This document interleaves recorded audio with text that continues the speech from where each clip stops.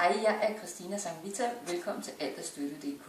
Jeg vil gerne fortælle dig om Koya, som er feminin yogadans.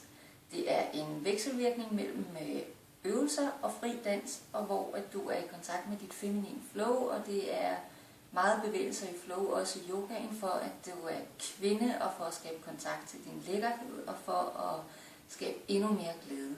Yogaen giver nem adgang til din visdom som kvinde, din indre visdom som menneske, og den er god til motion og også til smidighed og styrke.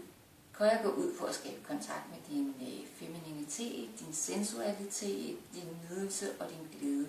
Det virker som antistress, og det frigør en masse lykkehormoner, hvad der i sig selv jo er super fedt.